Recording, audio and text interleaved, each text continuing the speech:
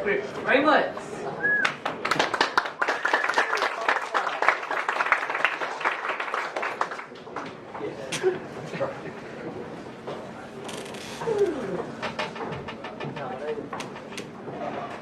Hello, my name is Aimee Maree, as was previously mentioned.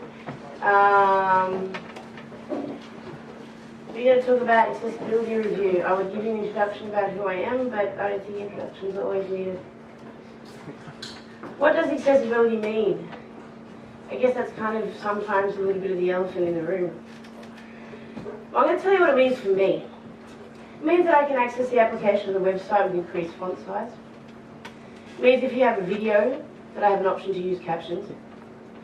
It means that I can have an option to read out the content on screen via an audio at times that I choose and not choose. It allows for a high zoom-in factor for areas of the screen, so I can actually use my tools. And the creation of new assistive devices to enhance my family's life and my own.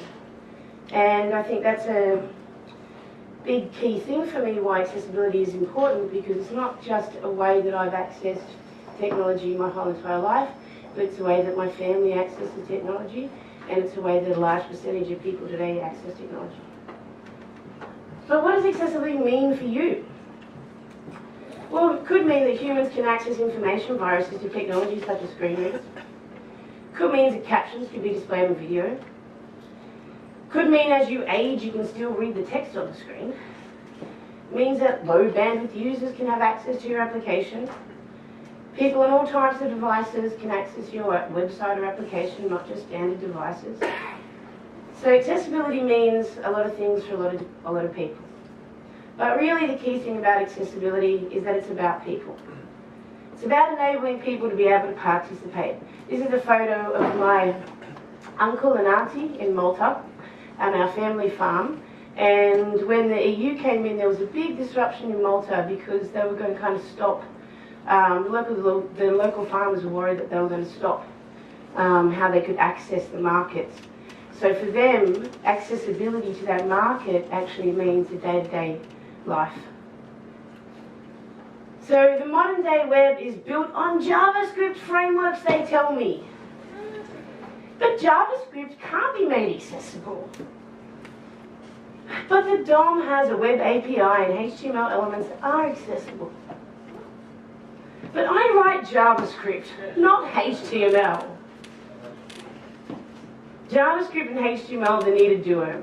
So I've had some really interesting experiences recently working, one in particular working with a group of JavaScript developers. And it was quite a new thing for me to realize that there was a bunch of people on this team that didn't actually understand not only how to write native HTML elements, but understood what the parent-child architecture was in the DOM or the browser. Now, I could take this as, from where I come from, as being odd and obscure, but from their perspective, they were JavaScript developers. They didn't need to know about HTML. But in every single one of your JavaScript frameworks, you are still writing HTML and CSS, and you need to understand it. Screen readers and other assistive tools look for HTML native elements. JS frameworks use JavaScript to inject the HTML element into the DOM, so you do need to understand it from that perspective. People really do like JS frameworks. That's a whole different discussion and debate on what I feel about them. They're client rendered and they render quickly, and people like them. It can depend on the framework you use, very much so. Some frameworks have a lot more accessibility built in than others. So I don't have to worry about HTML then? Well, no, you always have to worry about HTML. Yes, you're writing JavaScript, but JavaScript and HTML are pretty heavily married there. So let's talk about just some really key, we're going to get into it a little bit more, but some key issues with JS frameworks and accessibility. With JS frameworks, what it does is it enables us this really new kind of thing. It's not new if you're old on the web, because it was what the web was promised to be, a land of components, native in browsers that we could just pick and choose how you wanted. But we never actually got there. So with our new JS frameworks, it enables you that vision of the web that we had all those years ago, but you're creating custom elements. Every time you create a custom element, your DOM does not understand its role, its state, or its properties. And you need to declare all of these. What this can lead to is an overuse of ARIA tags, because the only way you can declare these if you're not a native element is with ARIA. That is why ARIA exists. Controller tab focus. Every time that you're using one of these JS frameworks, what are you doing to that DOM? You're restructuring that DOM. When you restructure that DOM, you have thrown out your whole entire focus order. Misuse of ARIA live states.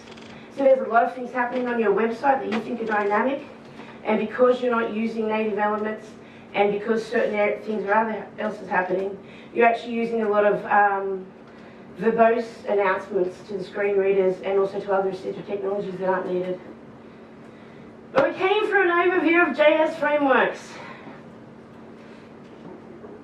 Well, it's the year 2016 and new frameworks are popping up all over the place. In fact, there's probably more JS frameworks than some people own pants in this place. Retrofitting accessibility is hard. Chasing the right framework can save a lot of time and a lot of headaches. And what I mean by that is trying to use something, a framework that inherently does not have any accessibility in it and doesn't have even a statement about accessibility is probably not a good place to start if you want to have an accessible app. Size of community can matter, because obviously, as we know in open source, the bigger the community, the more documentation. And we're always going to be writing custom elements when it comes to JS frameworks. So let's have a really quick overlook of Angular and Aimee. So, okay, some positive things about Angular. All of these things have a main negative thing, which is they allow you to create custom HTML elements. Angular has an initiative called ng-aria. It is a module that you add into your Angular code base, and then from there you can access ARIA attributes quite easily. Angular does have a very heavy community-focused core team on accessibility, and this is both a paid and a community-driven initiative. And Angular uses the Google Material Design approach. Ember and Aimee. Mixed up in between two different slides, so hopefully I haven't missed too much of it. As we said, all of them are going to say custom elements, because that's what they will do. Ember has, the only real kind of ARIA that Ember has built in is role. So by default, if you're using an Ember component that happens to be a menu, it will have a role menu on it. It then enables you to call in for a tab index ARIA role, anything to change that role, an ARIA label and a key down. That's pretty much the basic API set that Ember has in it. Ember is a web component framework. Angular is not as much a web component framework. So because Ember is web components, it's really working on a lot of techniques and technologies that aren't across the browsers yet, which we'll cover in a second. React and Aimee. React allows you, as we said with all of them, create your own custom HTML elements. React is actually interesting, and maybe that's because Facebook is behind it, and Facebook has to actually take accessibility a little bit important because it is trying to have that large user base reach. But they actually have a real quite advanced set of ARIA features and a full accessibility API, very similar to Android or iOS if you've developed with that. It also has Angular has a tool as well, an automated tool that can go through and tell you. React has one as well that will go through and tell you if your code is conforming to good standards or not for accessibility. It's a very mature framework. React has a large developer toolset around it and a lot of tutorials on how to make your app accessible. Polymer and Aimee. Well, Polymer is another one that happens to be very much like Ember in the sense that it's working on web components. Polymer has gone a little bit further, a lot further than Ember, in that it's actually built in a lot more of the ARIA API calls into it. However, and it's also built on the Google Material Design approach. However, once again, it's web components, so you're not working with your traditional DOM, which we'll talk about in a second. The key problems are inherent in all of them. Now, one framework is queen. So when I started to give this talk, I sat there and actually tried to do a matrix of pros and cons across all of the frameworks. but they all have the same cons. And they pretty much all have the same pros. It's just that one has more tutorial documentation, the other doesn't. One has a bigger API, the other doesn't. Realistically, it really does come down to, if you're starting a new project, look for something that's got a little bit more support maybe. That's what you want. But they're all inherently the same because they have a lack of use of native HTML elements, which means that it enforces you as the developer to declare your HTML element to the DOM. As we said before, you've got to declare your role, your state. And these things matter. They matter because of interaction. Okay, because the DOM knows that if you're a button element, right, it knows what to expect interactive-wise to make that do its next step, right? So it knows it's going to have a click, be it a mouse, be it a touch. When you create a custom HTML element, the DOM does not know. It doesn't know what you want it to do. That's why you have to declare it to it. So that is the inherent key problem in all of these. Now, a loss of focus because of the DOM restructuring. So working with the DOM is one thing. When you work with the shadow DOM and the shady DOM, which is what you're working with when you work with polyfills. Now we know at W3C and every standards body on the planet in HTML and CSS will tell you, and browser world, the shadow DOM should not be relied upon. That's pretty cool, right? But it really shouldn't, right? And because of this, you're restructuring the DOM and you're losing that focus order. So these are inherent in all of these.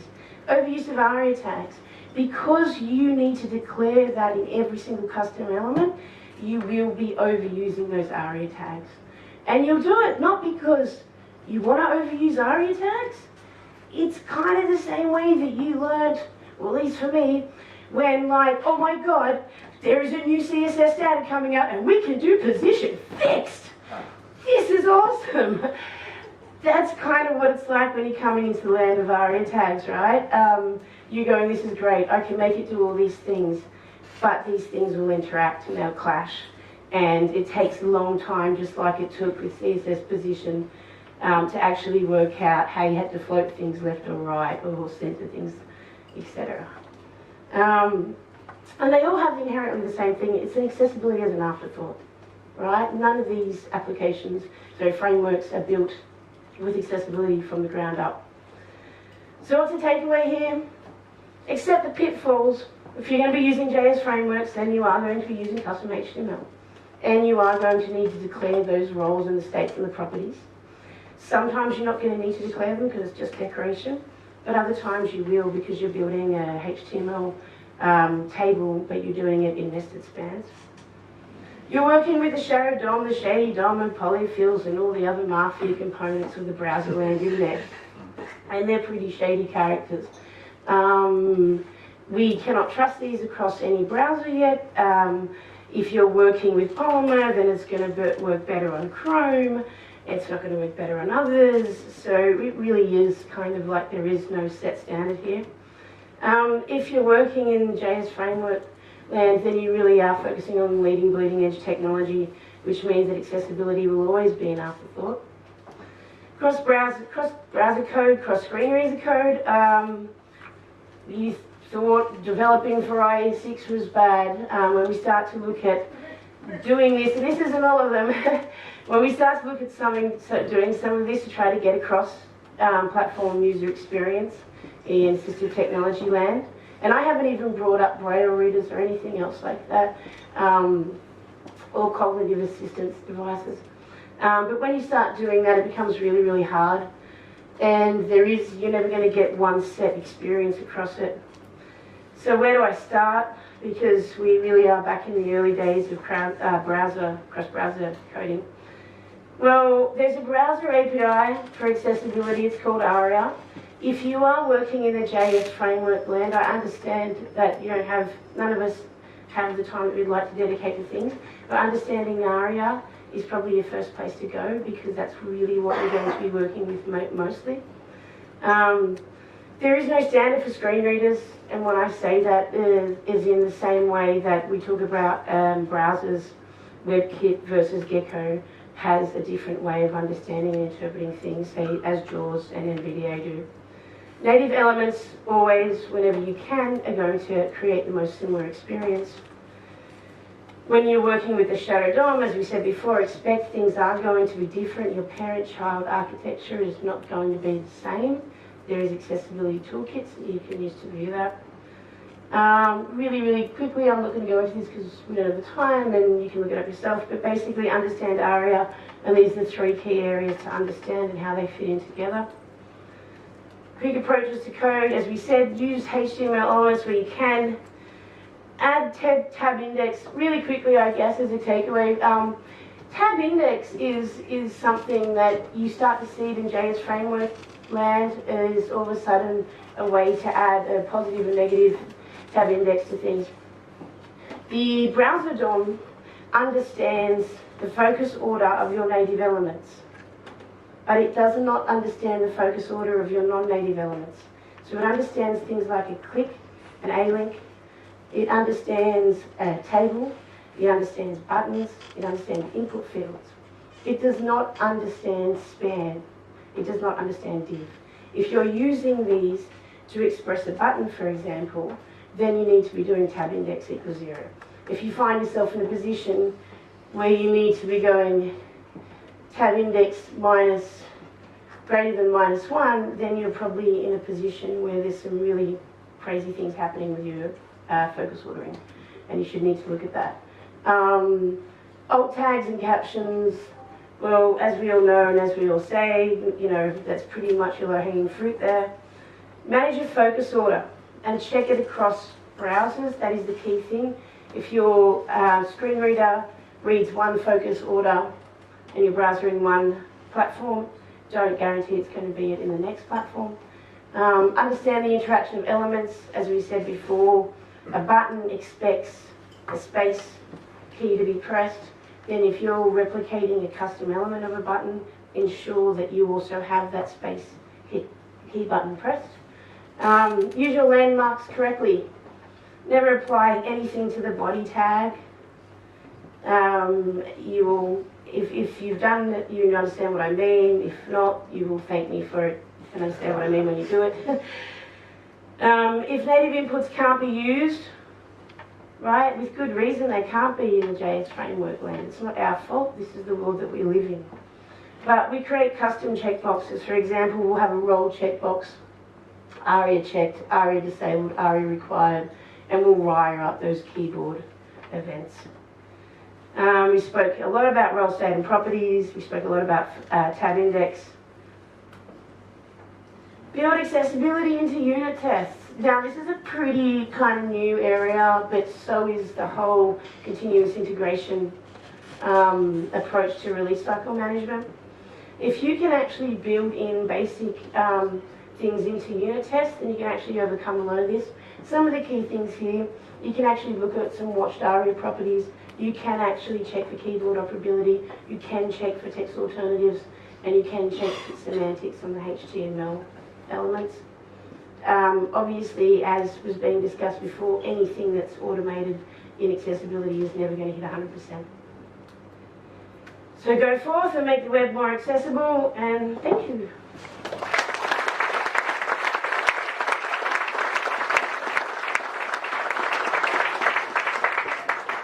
We have a couple of quick questions for Aimee or Maree. We do right down the back. Just what? Oops, this way. I'll split the difference and confuse you completely.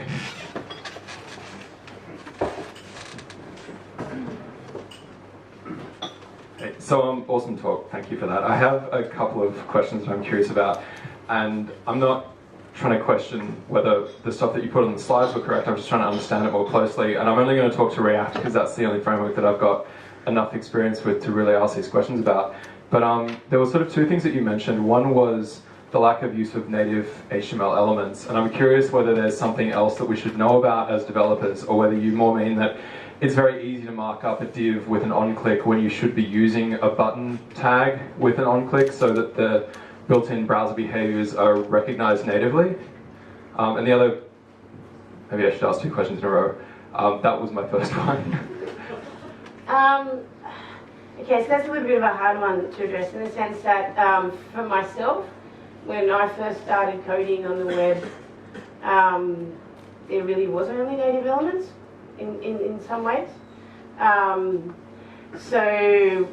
know, and in the JS framework, I guess, landscape, a lot of the frameworks, and not just JavaScript frameworks, not at all, but just because that's what we're talking about, a lot of them will not. For example, Polymer has an issue where you cannot do a nested if on a table element. So if you actually want to do a table and then you want to have nested if statements within that to be checking through things, it actually can't output that in table element. It needs to have nested divs. This could have been corrected in the latest release, I think. But so I guess what I'm getting at there is that inherently the approach is to do that. When CSS really took off, kind of, and tables were a bad thing, for example, you know, a lot of these native elements became a bad thing because it was easier for us to style them in divs and spans. So I think it's a bit of a hangover from all that as to why we see it so much. But you should always use a native element because your actual DOM in the browser is built off that and it sees that first. So that's really where it comes down to, as into why you might want to use a button as opposed to a div. Cool.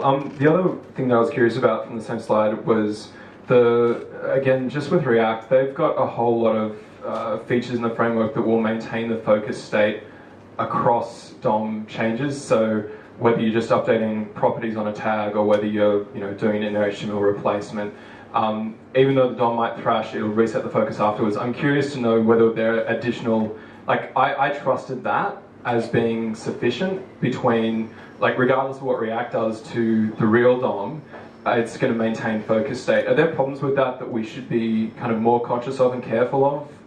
So React, and that's kind of, I guess, where I went into, rather than do it a framework versus framework, it was more like these are a lot of the underlying inherent problems.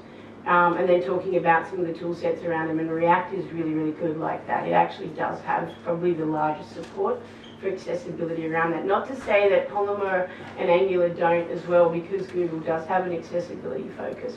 But Facebook itself has put a lot of money and a lot of initiatives behind that. And React is an interesting one because React actually is one of the ones where I've actually seen good accessibility code standards coming in from tutorials up. Because a lot of times what people do in a tutorial is, here's a custom element, and they'll knock it up. But they won't actually worry about marking out any of the roles or the states or anything like that. React ones that I found are a bit different from that. The React Focus tool, now I've only played with React a bit. The React Focus tool is really, really quite good. There's a couple of companies that are using a similar thing. One that I think is going to release a tool